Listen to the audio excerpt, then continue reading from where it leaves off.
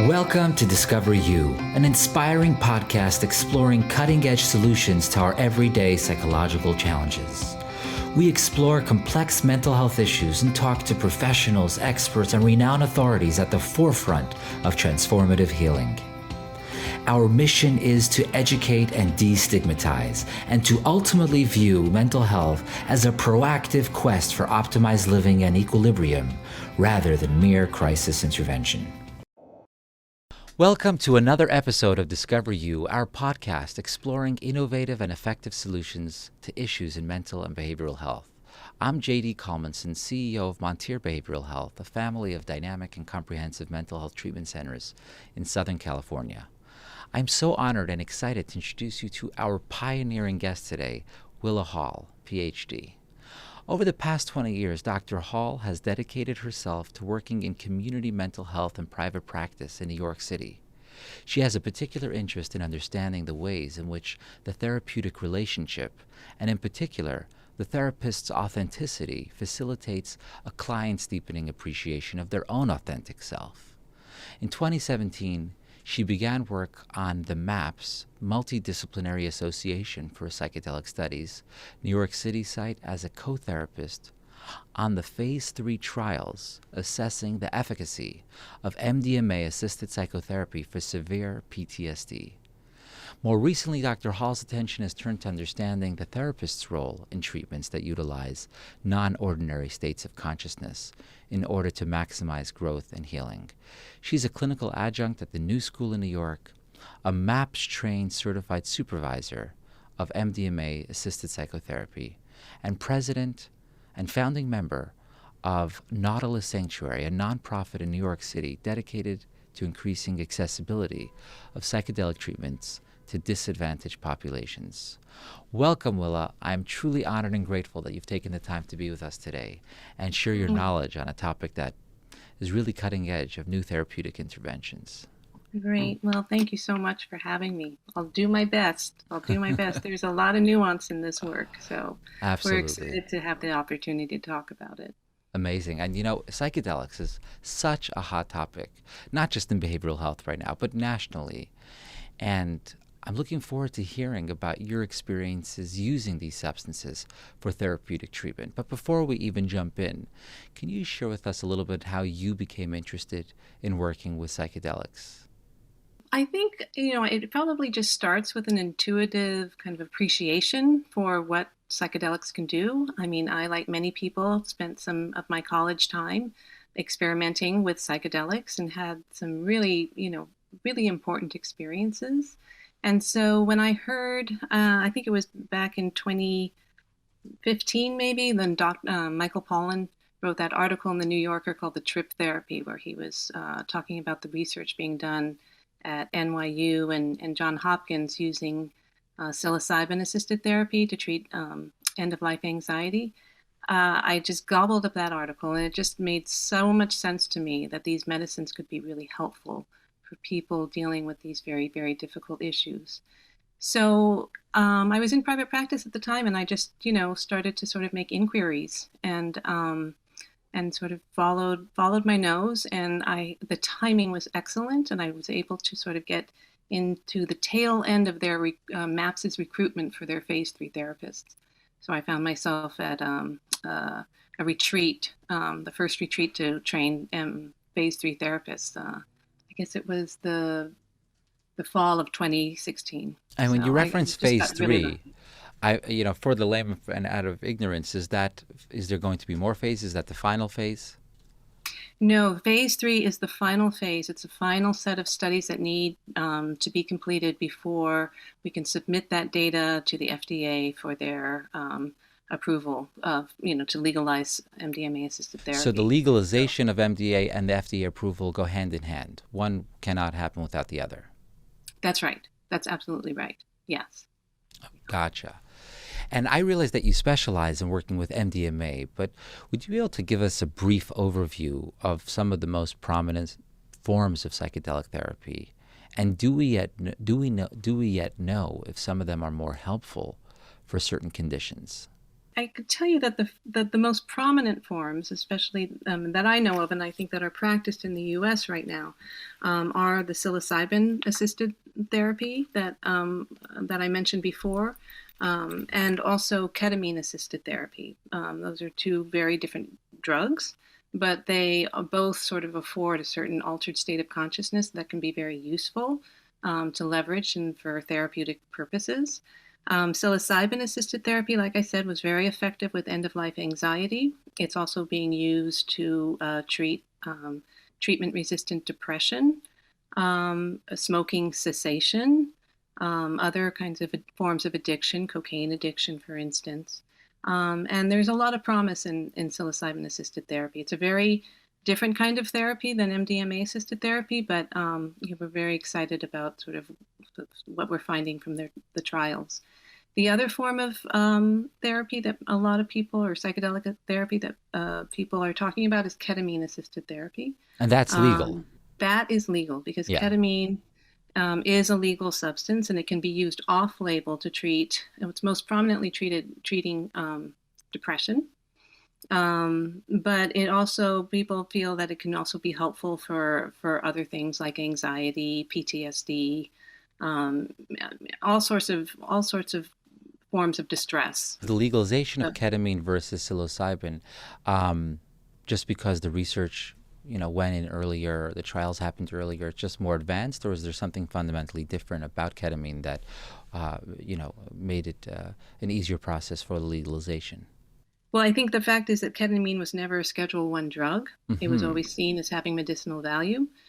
And so what happened, and you'd really have to ask a psychiatrist about this more, but what would happen is that it would often be given to sort of relax patients in the emergency room, and then agitated patients, and then they would sort of find out that there was also these associated effects of sort of a relief of anxiety or depression that would happen when they would come to, and the experience of the ketamine seemed to be helpful in other ways.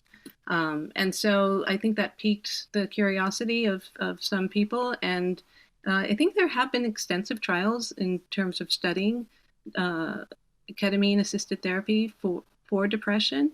Ketamine has it's kind of an interesting drug because it has this immediate antidepressant effect. Yes. So that's why you have the ketamine infusion clinics. And you can take somebody who has sort of an intractable depression or suicidal depression, and you can give them an infusion, and over a series of infusions, that depression lifts, which is quite remarkable and life-saving for many people. Yes, we actually provide it through Spravato, the intranasal intervention, and it does help a lot. We shy away from utilizing it for folks who are struggling with chemical dependency specifically. Good. Yeah, that's I think that's right. That's a biggie. But also, we found, like you said, it's an incredible infusion to help dramatically decrease some of the intense acute symptoms of depression. But following it up with a lot of the traditional organic talk therapy or other modalities really helps sort of sustain and build on that momentum. That's what we've Exactly. Yeah. That's such an important point. That's That's amazing. So you were saying psilocybin-assisted therapy, ketamine-assisted therapy, and then were there any others? Ayahuasca, I know, is a really hot topic. It's in a lot Ayahuasca is a hot topic, but I mean that has not, to my knowledge, been through any kind of systematic study. And I know ibogaine too has captured a lot of attention as a treatment for drug abuse. But that's not my area of expertise. So right. But it's interesting. It sounds almost like because the psychedelics have so many sort of specific offshoots with very unique properties, the legalization of one doesn't necessarily, make it all legal and make it all put it all in the same sort of bucket. No. Yeah, I mean, so let's talk about MDMA. Tell us a little bit. I mean, that's the phase 3 trial that you're very much involved and associated with. What's the history of MDMA? It is a very unique chemical that was first synthesized by I think Merck Pharmaceuticals in the 1920s. And then when it didn't show any sort of, evidence of effect on animals, it was just sort of put away and lost to obscurity. So In the when you say 1970s, synthesized, I'm sorry to interrupt, you mean that it comes from other plants or other no, sources? MDMA is a chemical. It's a It does okay. not come from plants. Okay. And that's a distinguishing factor of it too. Mm-hmm. Yeah, it's made in the laboratory. Got it. Um, it was lost to obscurity until the 1970s when the chemist Alexander Shulgin um, rediscovered it, resynthesized it, and tried it out himself, as he was wont to do, and found that it afforded a certain kind of mindset that he thought might be very helpful in therapy. There's sort of a relaxing of the mind, an openness, an open-heartedness. And he gave it to his therapist friends, and it became something, particularly in the Bay Area and therapeutic circles, that was used quite widely for therapy purposes. During therapy, During therapy, not as yeah, a as an not as an adjunct. intervention in and of itself. No, Right. Okay. it's during therapy. It's Got just sort of enhanced that therapeutic process, Mm-hmm. and very useful, particularly with couples work, where there's sort of a certain defensiveness, between Right. two people that the MDMA helps to ameliorate. Lower their guard. Yeah. Mm-hmm. Yeah. Mm-hmm. Right. So that's when it kind of came back on the scene. And I think a lot of therapists found that it was very useful for their work. But then it seemed to escape into the party scene. It became what we know now as sort of ecstasy or Molly and sold underground. Um, and that's when the DEA came in and, rescheduled it to a Schedule 1 substance, a drug without medicinal value. Mm-hmm. And so that happened about 35 years ago, I think in 86. And in reaction to that, I believe that's MAPS's origin story. Is the founder of MAPS felt that this was a grave injustice, that his own experience on MDMA had been profoundly helpful, and he saw the value of a drug like that to help people heal. And so he founded MAPS as a way of sort of rehabilitating MDMA and probably other psychedelic substances to sort of a status of having some value in helping people. That's amazing. I love those words, rehabilitating MDMA. Yes. It is what we're doing. That's It right. is absolutely what we're doing. That's Yeah. right. And my understanding is that you're focusing a lot on treating PTSD specifically. Yeah. Why PTSD? Is there a unique dimension to that type of trauma that lends itself to a higher efficacy with MDMA? I would say yes. Especially, absolutely. It's almost like an ideal fit, if you will. Mm-hmm. But what MDMA can do, right, psychopharmaceutically, is that it quiets the fear response, it quiets the amygdala, it enhances activity in the prefrontal cortex, the cognitive and conscious processing, and enhances activity in the hippocampus, so memory. Mm-hmm. So when you've got that quieting of fear and you've got this enhanced ability to sort of process material, it makes that kind of that mindset, that brain process is ideal for sort of dealing with trauma. Because the deal with PTSD is this: you have a traumatic event, right? And when a traumatic event is experienced, there's a sense of horror and helplessness that is overwhelming to the brain, so that the brain can't consciously process the experience in any way. And so the trauma gets sort of lodged in the nervous system, where it can be then triggered by associated stimuli like sights or smells or sounds. And then people are just sort of left feeling like, walking around with a sense of sort of being broken, right? That they've had this experience that they cannot make sense of, and their nervous systems are wired to respond to anything that is associated with the experience that they've had. Mm-hmm. So they can't really continue on and have a normal life, and it's very, very, as you can imagine, distressing. And the statistics on PTSD are stark and frightening for people. There's high rates of suicide, and It's just a miserable existence. So what's so nice about MDMA, right, is that it allows you this mindset, it allows you this experience of relaxing your fear response so that you are able to move towards that traumatic experience and spend time with that experience, sort of putting together the story of what happened and putting together the memory of what happened, the sounds, the smells.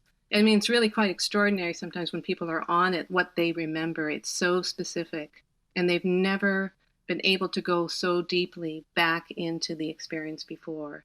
It's really That's quite a amazing. remarkable. So the MDMA is creating the right conditions for somebody Yeah. to feel safe to re-engage with that memory, and the re-engaging with the memory and being mindful and present in that very frightful situation but not having that fear is actually Mhm. what brings about the healing, is the That, therapeutic experience. that's exactly right. That's exactly right. Because what we know about healing from trauma is that when we can put something into a coherent narrative, Hmm. right? It is a way that we sort of manage our feelings about it and understand what happened and understand our part in it and other people's part in it. And so yeah, it's exactly right that we have this opportunity for someone has this opportunity to really kind of take a dive into that experience and work out that narrative for themselves Right. and work out those associated feelings of guilt and shame and disgust and really kind of resolve a lot of the problematic narratives that come out of having had an experience like that. Right. And so And what I really notice, I'm sorry, is that people like they really have a better relationship with themselves right. after the treatment. Yes. And based on what you're describing, the therapy team, and especially what we were talking about earlier, your belief that the temperament, the authenticity, the spirit, the disposition of the therapist plays such a dramatic role in the efficacy and in how impactful the treatment will be, it makes so much sense because the MDMA is really just creating the right conditions, but ultimately it's what you do when you're in that state that is Right, going to right. It's the therapy relationship that's the that container that's right. for that processing. Yes, absolutely. That's Yeah. amazing. So, some technical questions about the parameters of the study. How is it administered? How many sessions are they spaced apart? What does that look like? Well, I'll tell you what the protocol is for the treatment that we're studying, and Hmm. then I think once FDA approval comes around, there's going to be some wiggle room to sort of adjust it. But basically, there's a screening process, and once somebody has made it through that process, they're assigned to a therapy team, and the therapy team begins to meet with the participant for what we call preparatory sessions, prep sessions. These are 90-minute long. We have three of them. And it's an opportunity for the therapy team to get to know the participant and the participant to get to know us, to develop that rapport, develop that sort of trust and open communication as much as possible. We Hmm. don't, it's most, we're not really even instructed to talk about the trauma. It's really more about creating that good rapport and also doing some psycho ed around what they can expect when they take the medicine. Like what just sort of what how the day is going to go, what they might expect to feel like when they've taken the medicine. Just anything that's going to, all the information that they're going to need to feel as relaxed and as open to the experience as possible. So that happens again in three 90-minute prep sessions across, a couple of weeks.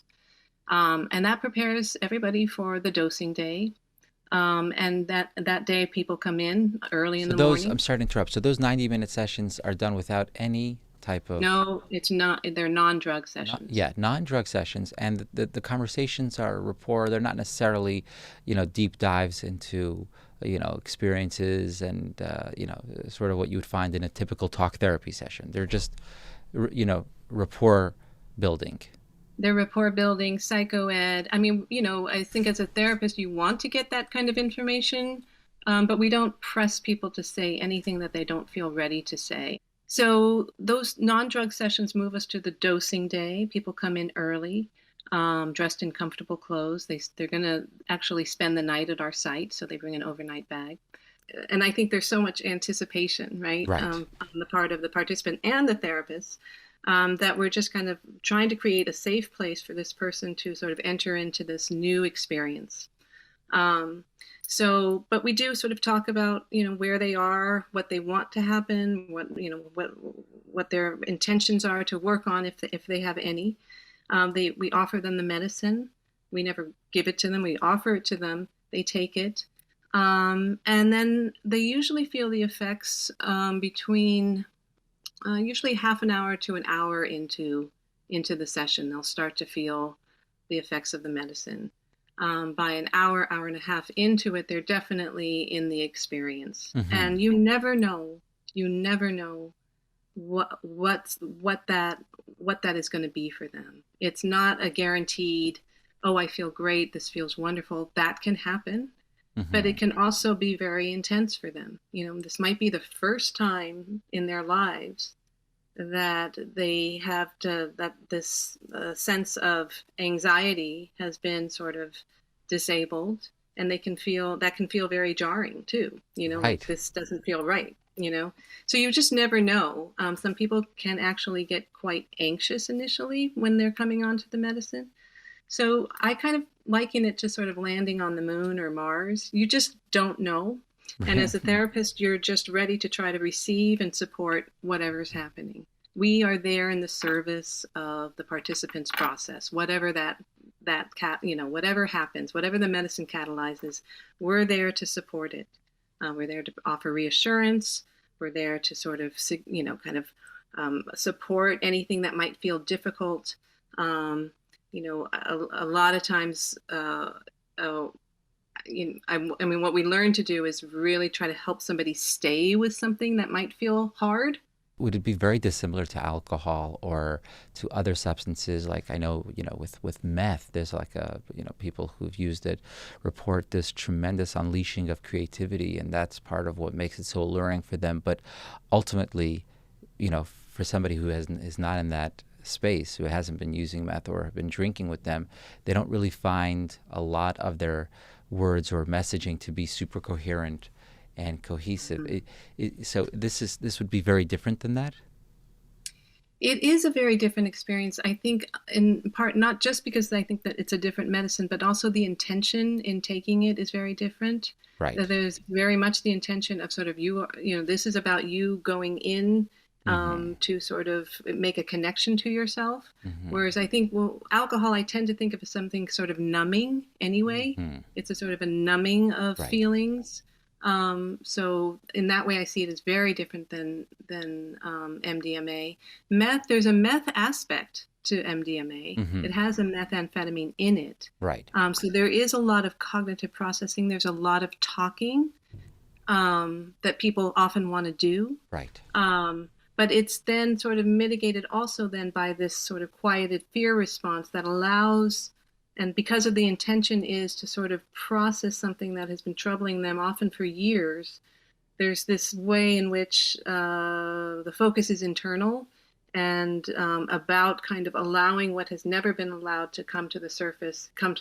But I love the words that you're saying about the intention. It's so powerful because it's not only about an MDMA phase 3 trial. I mean, there's so many experiences in life that when you have the right intention going in, it will literally create a certain outcome. It will steer you away from an undesirable one. So I just wanted to pause for a second and unpack that one line for the audience. How that's an amazing sentiment in and of itself. But carry on, please. Yeah, no, thank you. I appreciate that. I think that's absolutely true. So it's a long day. It's about 6 to 8 hours. We do give a booster dose, which is half the original dose that we give in the beginning, just to extend that window of tolerance in which people are able to sort of, continue working on difficult material and having things come up. So it's about a 6 to 8 hour day. And the therapists, again, are just there sort of supporting. And we're encouraged to remain present and open the entire time. We're not like reading a book or right. or tuning out at any moment. And that's very intense for the therapist. You're talking about an 8 hour session It's or long. something close to it. That's why, and you don't have any MDA, so it's, Yeah, you but know, you kind of do. oh, You kind of have some. It's just in the air. That's what it feels interesting, like. energetically. It's you cannot not feel Mhm. the energy of what's coming at you Wow, when somebody's got that medicine, and it's fabulous. It's just such an extraordinary experience. wow, But I'm certainly glad that there's another therapist there because a right. lot of very painful things come up that can be very hard to hear and to hold. When you say And it's another, are you really, talking about two therapists per client, or there's two therapists per two client. therapists per client? Got it. Yes. So I work, I work as a co-therapist on a team with Mm. somebody else. And I'm just always so grateful for their Right. presence because it's not just about the fact that it's a long session, but it's also about the fact that we are digging into very difficult material, that there are some really severe stories and horrors that we are hearing about and need to stay present for. Right. And right afterwards, as we're leaving the site, we usually just look at each other and say, how are you? You doing Wow. okay? Wow. Wow, when this happened, when they said this, I felt this. We need to. You're holding so much. Right. And you're Um, receiving so much in yes, that yes, in a 6 to 8 hour session like that. So, you help each other shoulder that burden, as it were. right. How many sessions? So that's the one session, right? So that's one session. And then I would just want to mention that the next thing that needs to happen after that dosing is the integration piece of it. Hmm. So those are more non-drug sessions. We have 3 of them. The first one starts the day after that dosing session. They come back, or we come back, the therapy team comes back after the participants spent the night, and we start processing what happened, and helping the participant make meaning of what came up in the session. And that's just a huge. I think that's the real workhorse work of the therapy, is helping, because once the drug is out of their system, there's often this sense of like, well, what happened, or I Right. don't feel any different, right? Do The they trauma's do they still there. remember? It depends. Sometimes, but the other thing is that that's another function of the therapy team, is to take notes. Right. So we are taking notes through it. So we want to capture all that really powerful material for them. You're And not if they don't recording it. remember, we do record You it do. for adherence purposes. Right. So, but that, but we need to take notes because we're not going to look at 8 hours of therapy. For We sure. want to take notes, and we want to have those notes available to us right away. But sometimes when somebody's sort of coming down from the session and we start that processing, a lot of times those notes are really helpful to kind of say, well, it started like this, and then this happened. And it's a nice thing to do while the person still got a little medicine in their system, to sort of start to make sense of like, wow, what happened today, right? Wow.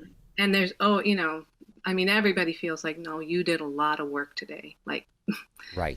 participants do a lot of work on MDMA. Right. Um, You cannot do 5 dose sessions a week as a therapist. no, no, no. I think we're all trying to figure out how many we can actually do. But no, yeah, I had one of my co-therapists was doing 2 in a week, and that was a lot. Yeah. Yeah. So, yeah, I think we're all sort of looking at probably 1 a week at the most. Right. Yeah, it's a heavy load to carry. That's But right. exhilarating work too. I I'm mean, sure. yeah, I mean, not only are you sort of jump-starting a process that might take a traditional client and talk therapy years and years to uncover, you might even be harnessing and unveiling dimensions of self that would never be brought to the surface. Would never. absolutely, Yeah. absolutely. I know it moves me so much to hear those words. I think that's absolutely right. It is. Wow. Yeah. And in terms of the authenticity of the practitioner, in terms of the demeanor and disposition, so of course you're guiding the client, and that's incredibly powerful and important. But the client are they open and receptive energetically to the practitioner, or are they a little bit in their own world and they're just, you're just sort of guiding them, almost like in hypnotherapy? I'm hesitant around words like guide, because that sort of suggests that, for instance, I'm in control, 'cause I'm Mm-hmm. taking them someplace. Mm-hmm. And actually, it really isn't that. It's really like you're following closely behind, Right. and you're sort of supporting feelings that are coming up, including really scary feelings. Like people will go into feelings like wanting to die. Mm-hmm. We support them in going to feelings of wanting to die or being dead, or Mm-hmm. going just into those dark, scary caves that they've never wanted to go before. So more what we do is we just try to sort of suss out where they are and support that, right? Um, so, I don't know much about hypnotherapy, but I do think what I, the little I understand is that hypnotherapy is a lot about suggestion, Mm-hmm. and I'm certain it's suggestions that have been sort of sanctioned by the patient, but we have to be really careful about suggestion, right? We don't want to plant anything in a participant. We want to respect their process Right. because and it is this extraordinary experience of like if you can trust a person's process, it will always lead you to where you think they should have gone. Mm-hmm. Like it's amazing. By the end of the treatment, I'm always like, that's where I wanted you to come to. And Wow. they've done it. They've done it on their own. It's it that part is blows me away. It Yeah, just that blows me sounds like something that a somatic experience a practitioner was sharing with me, a certain sentiment, and it really sounds similar to what you're saying now, where our bodies and our psyches have this uncanny built-in ability to regulate and heal themselves if they're given the opportunity and the right conditions. So when you talk about you're not guiding, but we're here to create this safe space, and with the MDMA intervention and allowing them to lower their garden inhibitions, it's almost like you're just really giving the tools for the body to do what it itself knows how to do. Thank you for saying that. That's exactly right. That's exactly right. There is an innate healing process that we want to help support. Amazing. Right. That's It so, is. it's just an incredible thought. It's an Yeah. inspiring Yeah. thought. There have been so many studies, I mean, taking a step back from MDA specifically, but as far as psychedelics go, going back to the 1950s, I mean, maybe even earlier, why do you feel personally there's been such a national or cultural resistance or reluctance to bring this into the mainstream standards of treatment? Or would you say it's not really a reluctance, it's just figuring out the most responsible way takes so much time? I like that. I like that last thing you said. I think that that's right. I actually don't think there's a lot of reluctance now. I think this is being sort of becoming more and more acceptable, sort of on both sides, more for more liberal-minded and conservative people, that if this treatment seems to work and it's done responsibly, that this should definitely become something that is available to people. But I do think that that issue of it being, sort of ushered in an ethical and responsible way Right, is a big piece of it. Because these are very, very powerful medicines, and we right. do have lots of stories of it being misused and people being taken advantage of. What Hmm. regulatory components do you think would be most necessary to ensure that the therapeutic work is done responsibly? Is there any like sort of, high level ideas that in the work that you're doing would be just so important in distinguishing this being done, in a reckless way or in a responsible way? Well, I know that we have to come up with the right REMS. I'm not, I don't know if you're Hmm. familiar with that term, the risk evaluation and management strategies, Right. so that we're disseminating this treatment in the right way and minimizing the diversion of this drug, right? So, Hmm. You're so saying what who's is a actually proper candidate, who's eligible. Is that what you're referring to? I'm referring to how okay, so we've got this very powerful drug, right? Hmm. But what's being legalized isn't the very powerful drug. It's the MDMA assisted therapy. Right. So there is not going to be a world where people will get a prescription for MDMA assisted therapy and then go to the corner store and pick up their MDMA. That's Right. just not going to happen. Right. This is Right. going to be more like a methadone clinic, right, where Right. it's dispersed by a provider, Right. and that's what's likely going to happen is that the drug will be given to the provider and administered in the context of a therapy Sure. session. Sure. So that helps with the whole diversion issue. and it helps with people sort of taking it in the manner in which it's prescribed, right? So Right. obviously Not that's abusing it. not abusing it, not Yeah. abusing it, exactly. And I think the other piece of it has to do with what we were talking about before, about sort of how do we, kind of create an army of therapists who really are holding this treatment with the integrity that they need to, for it to be effective and safe for people. And to that end, there is already a young organization called the American Psychedelic um, Practitioners Association that is going to, I think, try to set the standards for the care and accreditation of providers who are going to offer these kinds of treatments, which I think is fantastic. I mean, Yes. having a Yeah. professional organization like that, I think, is essential for any of these new treatments. In the research that you've been doing, who is the prime candidate for MDMA therapy? Obviously, folks who are looking to do deep work, but would somebody who has been struggling with mind-altering substances in the past be precluded, given the propensity to confuse this healthy sort of intervention with unhealthy, recreational use of drugs? Or are there, we're talking about PTSD, but now I'm asking, if somebody has a history of substance use disorder, would that preclude them from being an eligible candidate? No, it doesn't. Not a history of a substance use disorder. If they have an active substance use disorder, Mm-hmm. yes, that it needs to be. It needs to be. If they have a moderate to severe substance use disorder, then that needs to be in remission for the last 12 months.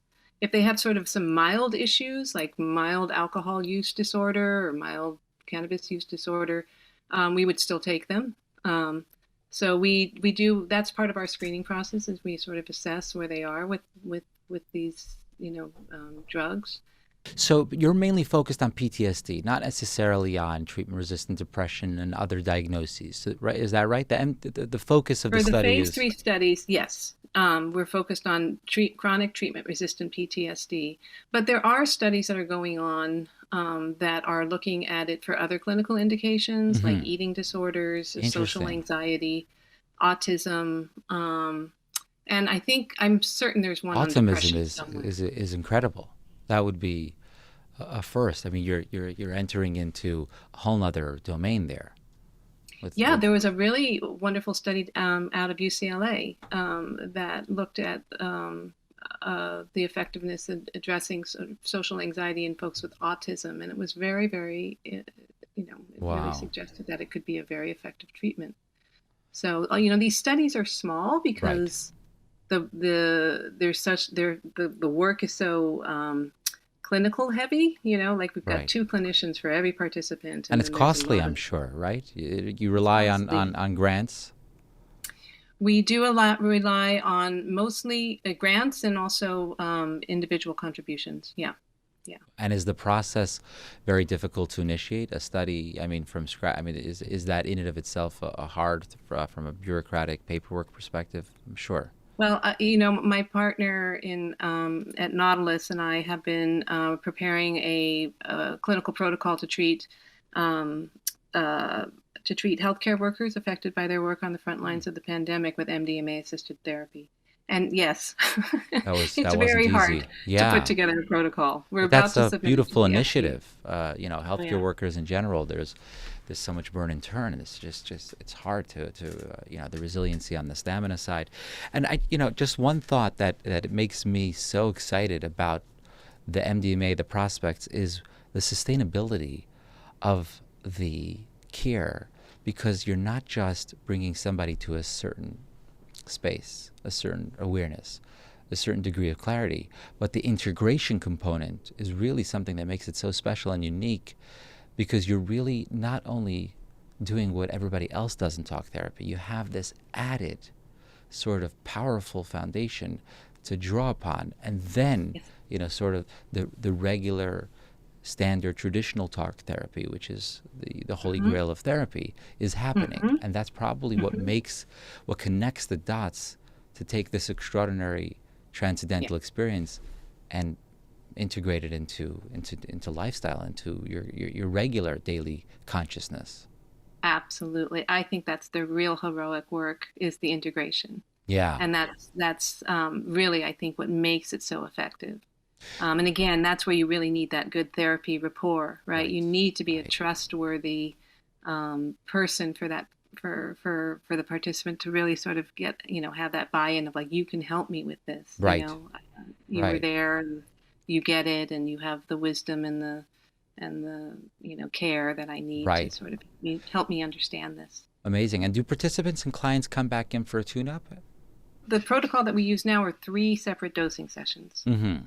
And we are not allowed to do more than three dosing sessions interspersed with those non-drug sessions. Um, but once again, this gets legalized, there will be some leeway for us to, if we feel like there's more work to be done. And I have certainly worked with people who I feel like, oh, I wish we could do some more MDMA sessions with them, because the trauma is just so deep. There's so much more work to do to excavate. But once it's legalized, we will have more leeway to do that. Amazing. Although I do think taking a pause and seeing what can be worked with just from those initial 3 is a good idea. And then kind of, as you're suggesting, sort of come back for a tune-up, Right. or continuation of the work.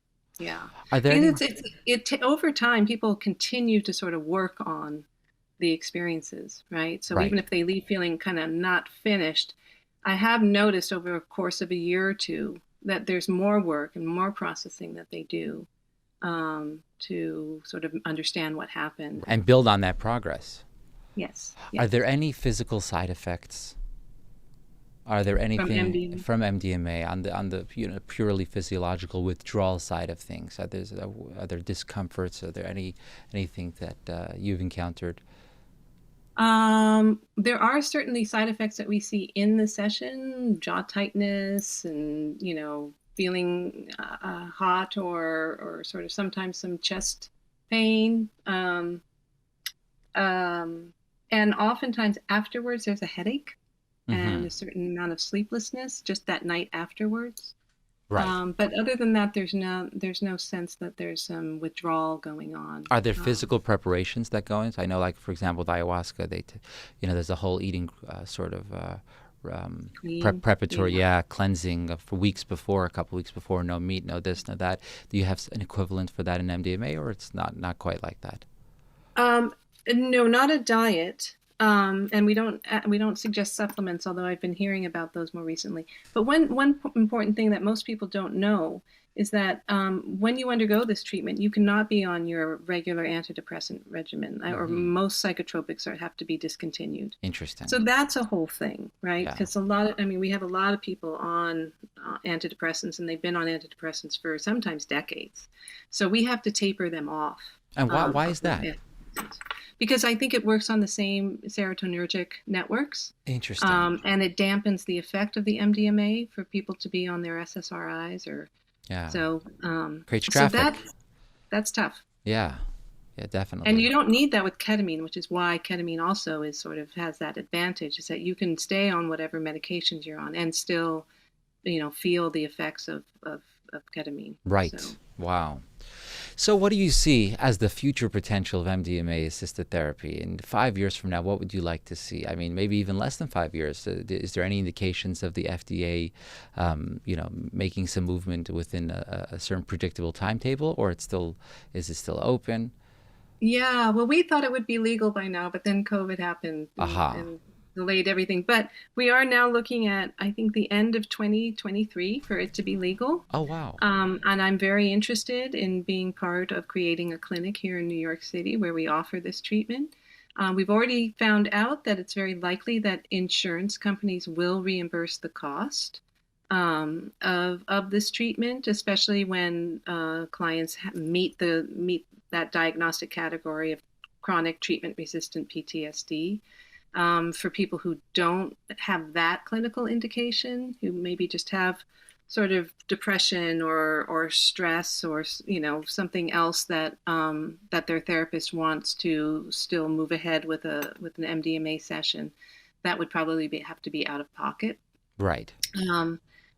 But yeah, I mean, I am excited about this being something that is available So to people. I'm super intrigued. Do you see it dramatically changing the entire behavioral health system in the sense that for folks who are struggling with PTSD, they will no longer be going to residential inpatient treatment, but this might be the solution? Or do you see, like everything in life, there's varying degrees of acuity, and there has to be a certain degree of functionality for somebody to be able to have the MDMA intervention be the sort of sole intervention that helps them get back on their feet? I think that they have to have a certain level of functionality. I also think they have to have a certain level of support in their lives. Mm-hmm. And that piece of it is becoming more and more clear to us. And the whole piece of sort of what kind of aftercare is available to people after a treatment like ours. That's a huge Right. absence right now that we really need to address.